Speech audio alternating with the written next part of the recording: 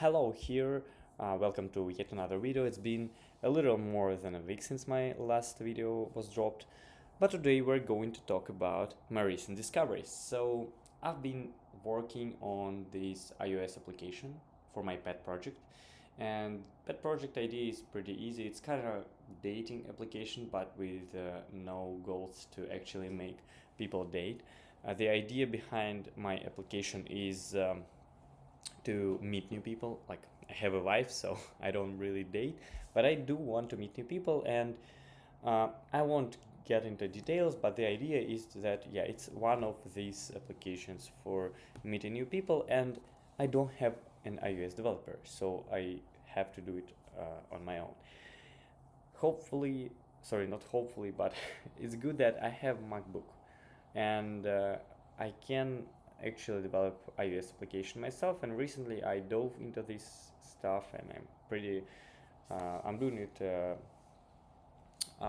pretty seriously, right? So, but I do it in Neovim, and Apple will not force me to use their Xcode. Yeah, they kind of forced me anyways, because I still open Xcode for my project, right? I still use Xcode, but right now I use it only for signing, for managing resources and stuff. And I really don't like Xcode. I like to work in Vim, and I want my daily routine when I'm working on that project be inside Neovim or Vim. Like, I use Neovim, by the way. So yeah, for example, to modify this stuff in GUIs, I can use Xcode. To manage assets, I can also use Xcode. I don't have any assets just yet, but I write my code in Neovim, and I launch application from Neovim, and now I'm going to show you how I'm doing that. I don't know what's the goal audience for that, target audience, because I mean, people who usually use Vim don't care about iOS development, and people who care about iOS development usually don't care about Vim. But anyways, I'm just gonna present that. Like, other videos should be more interesting for you, and I believe I'm gonna record them quite after this video. But I just want to make this showcase, at least for anyone who might be interested in that. So yeah, let me open Ghosty, from which I use my Neovim, and let me open Neovim. So first of all, I'm gonna record a separate video on that topic, but I'm gonna show you a little bit of that right now. How I manage my projects. For my projects, I have this slew of files that are stored inside of my projects. For example, I have this friendly backend. That's friendly is the name of my pet project that I've talked about, and it has this hidden directory .envim, which is basically in global git ignore. If you don't know, you can put files in global git ignore, and that's what I did, so I don't have to manage it in my local git ignore, right?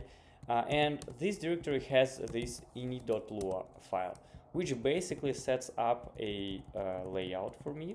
And if I source it, I have this oil session opened, and I have a few additional commands. For example, C for compile, it calls this CLI task, you see, assemble, and F for format. It formats my project using the local formatter.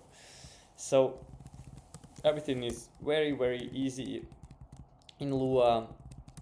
C, F. I also have SSH stuff to do SSH, but right now I have Wi-Fi disabled, so I'm not going to show this. And of course, when I leave Vim, I do some cleaning. So yeah, that's how I manage my projects, and friendly iOS is not an exception. But you see, it would be very convenient if I could see those Lua files like some list. I don't want to remember, I don't want to type all this path each time. So what I do is, instead I use this cool feature of Neovim that if you try to reach some recent commands and you just click arrow up, see, it will show just random commands that you used to type recently. But if you will prefix your command, for example, SO for source, and you will then click this arrow up, it will only show source commands that you used before. And that's pretty convenient because basically that's the same as recent projects. See, I used this source last time to go to the friendly iOS project. Before, I used to go to y9nico.envy. Before that, I used to go to Atra project, and before that, friendly backup. It's very convenient that Vim just has this feature, and I use it all the time. So we're going to friendly iOS, and again, I'm a little big right now. I think I might need to fix that later.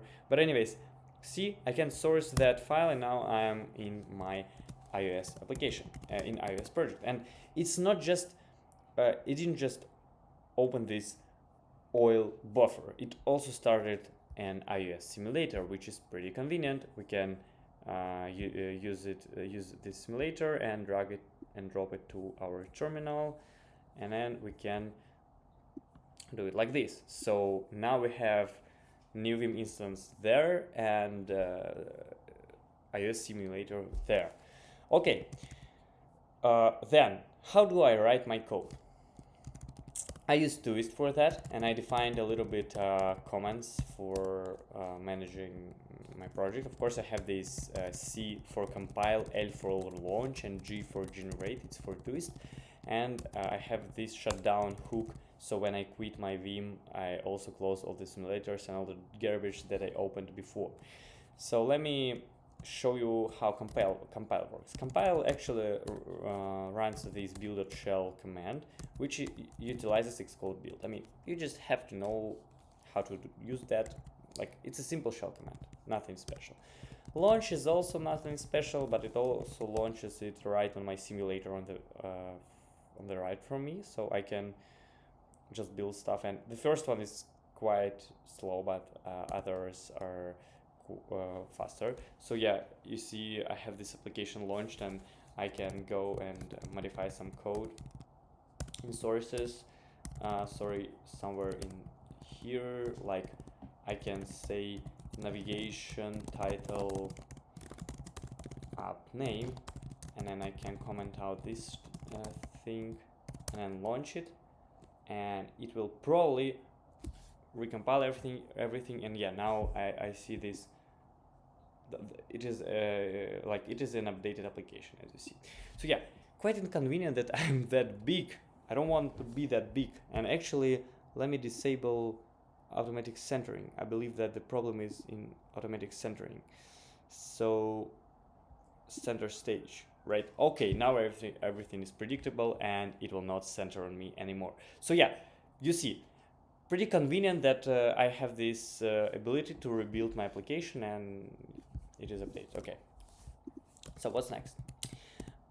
As you might notice, I don't use LSPs, I don't use hints, I don't use suggestions. That's just my vibe. I love to code like this. But I do understand that not all people are built the same. So some of you will want to use hints. Hopefully for you, Apple provides built-in LSP that you don't even need to install. And starting from NVIM 0.12, you just have to write LSP enable source kit, and that's it. You don't need any prior configuration. You just write LSP enable source kit, and that's it. It is enabled. That means that I can use some shortcuts to go to. Sorry, I can't use some shortcuts for some reason. No, I can. I should be able to do that. For some reason, it doesn't want me to go to the view. Okay, it wants.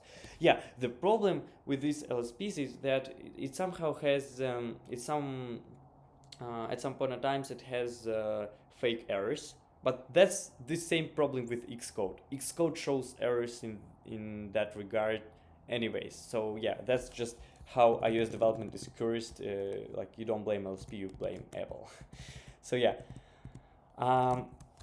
Right, I can go to sources, I can see some documentation here, read it, and it even renders some HTML, I believe. So yeah, it has some examples. You can rename your stuff with built-in shortcuts like bodyguard instead of body, right? Then you can do stuff like, okay, let me go to this sign up your model. Oh no, it will not let me do that. Okay, so basically this thing also supports autocompletion, so you can set autocomplete. Oh no, if I'm not mistaken, you have to enable it somehow differently. But anyways, so yeah, then I can do something like padding. Okay, let me do padding.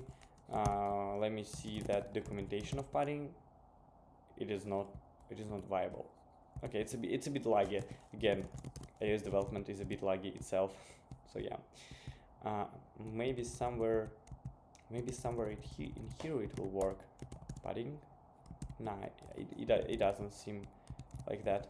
Okay, maybe something about font. Nah, it just rejects to show anything.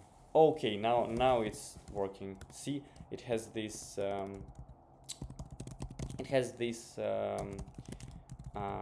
suggestions with documentations as well, right? And you can select some of them. Something went wrong again. Okay.